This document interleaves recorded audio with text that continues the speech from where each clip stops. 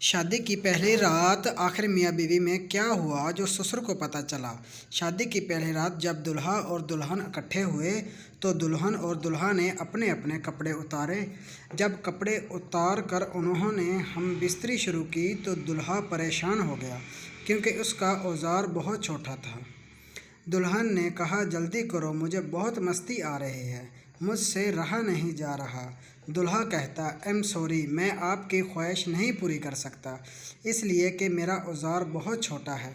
दुल्हन कहती, अब मैं क्या करूं?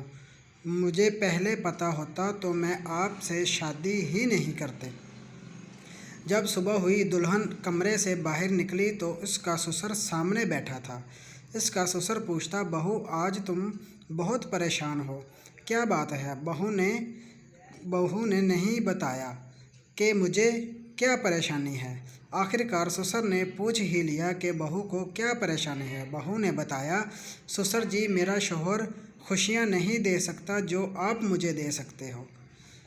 जब ससुर बहू को कमरे में ले गया तो उसने पिछवाड़े में अपना औजार डाला तो बहू के होश गुम हो गए और वो हंसी खुशी रहने लगे। अच्छा यार, ऐसी ऐसी स्टोरी देखने के लिए हमारा चैनल लाजमी सब्सक्राइब कर दिया करो और मज़ीद बेल